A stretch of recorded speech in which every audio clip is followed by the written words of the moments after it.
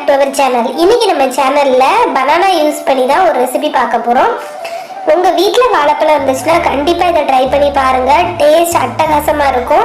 பழமே பிடிக்காதவங்க கூட இதை கேட்டு வாங்கி சாப்பிடுவாங்க. இது பண்றது கூட ரொம்பவே சிம்பிள். இப்போ இது எப்படி பண்றதுன்னு பார்த்துடலாம். இந்த ரெசிபி பண்றதுக்காக நான் செவ்வாழைப்பழம் எடுத்திருக்கேன். நீங்க நல்ல இனிப்பா இருக்கக்கூடிய எந்த பழம் வேணாலும் எடுத்துக்கலாம். ஆனா இந்த மாதிரி பெரிய பழமா எடுத்துக்கிட்டீங்கன்னா இந்த ரெசிபி பண்றது ஈஸியா இருக்கும். இந்த பழத்தை இந்த மாதிரி கட் பண்ணி எடுத்துக்கோங்க.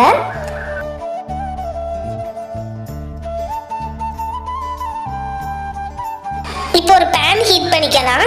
இதுல ஒரு 2 டேபிள் ஸ்பூன் அளவுக்கு பட்டர் சேர்த்துக்கோங்க. பட்டர் கொஞ்சம் மெல்ட் ஆகின அப்புறமா நான் இது கூடால ஒரு 2.5 டேபிள் ஸ்பூன் அளவுக்கு சுகர் சேர்த்துக்க போறேன்.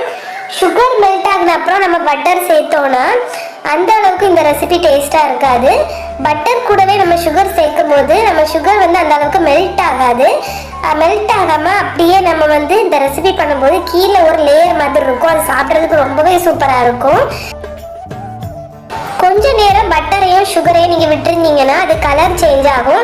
நல்ல ஒரு கேரமல் கலர் வரணும். அந்த அளவுக்கு விட்டுருங்க. இப்படி கலர் மாறின அப்புறமா நம்ம கட் பண்ணி வச்சிருந்தோம்ல அந்த பனானாவை இதுல அரேஞ்ச் பண்ணி வச்சிருங்க. இந்த ரெசிபியை பொறுத்தவரை நீங்க கம்ப்ளீட்டா லோ ஃப்ளேம்ல வச்சுதான் பண்ணணும்.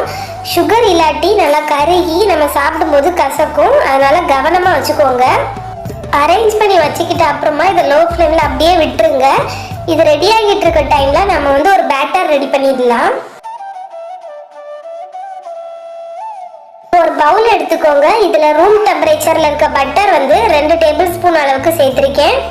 இது கூடவே நான் ஒரு 3 டேபிள் ஸ்பூன் அளவுக்கு சுகர் சேர்த்துக்க போறேன். இந்த சுகரையும் பட்டரையும் சேர்த்து நல்லா பீட் பண்ணுங்க. அது ஒரு க்ரீமி கன்சிஸ்டன்சிக்கு வரணும்.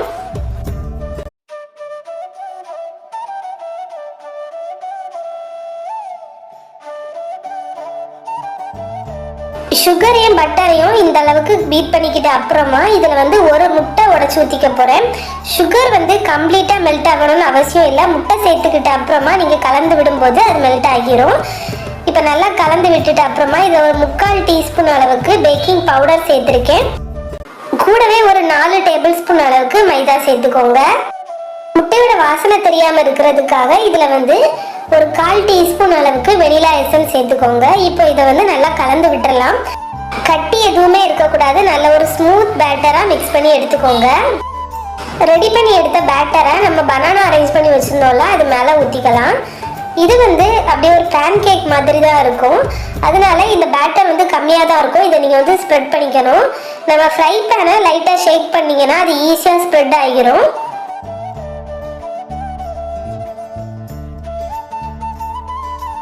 இப்போ பார்த்தீங்கன்னா சூப்பராக ஸ்ப்ரெட் பண்ணிட்டோம். இதை இனிமேல் மூடி போட்டு அப்படியே ஒரு 5 நிமிஷம் வேக விடுங்க. 5 நிமிஷத்துக்கு அப்புறம் நீங்கள் ஓப்பன் பண்ணி பாருங்க. இதோட டாப் போர்ஷனும் நல்லா குக் ஆகி இருக்கணும்.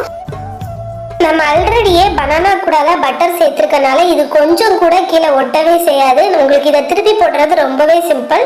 நீங்கள் இன்னும் ஒரு ஃப்ரை பேன் எடுத்து இது மேலே வச்சு அப்படியே ஃப்ளிப் பண்ணிடுங்க. எனக்கு அந்த கிளிப் மிஸ் ஆயிடுச்சு. இப்போ பார்த்தீங்கன்னா நான் ஃப்ளிப் பண்ணிட்டேன். இதை ஒரு 2 நிமிஷம் வேக விட்டுட்டு இதை ஒரு சாப்பிங் போர்டுக்கு மாற்றிக்கலாம். இது எடுக்கிறது ரொம்பவே சிம்பிளுங்க. சாப்பிட்றதுக்கு அவ்வளோ டேஸ்டியாக இருக்கும். இதோட கலர் பார்த்தீங்கன்னாவே உங்களுக்கு தெரியும். சுகர் கம்ப்ளீட்டாக மெல்ட் ஆகாமல் இது மேலே ஒரு லேயர் மாதிரி இருக்கும். அது சாப்பிட்றதுக்கு ரொம்ப சூப்பராக இருக்கும். இந்த பனானா கூட அவ்வளோ சூப்பராக இருக்கும். கண்டிப்பாக இந்த ரெசிபியை நீங்கள் வீட்டில் ட்ரை பண்ணி பாருங்கள். ட்ரை பண்ணி பார்த்துட்டு எப்படி இருந்துச்சுன்னு கமெண்டில் சொல்லுங்கள். உங்களோட ஃப்ரெண்ட்ஸ் அண்ட் ஃபேமிலிக்கு இந்த வீடியோவை கண்டிப்பாக ஷேர் பண்ணுங்கள். இன்னும் ஒரு இன்ட்ரெஸ்டிங்கான ரெசிபியில் உங்களை மீட் பண்ணுறேன் ஃப்ரெண்ட்ஸ். பாய்.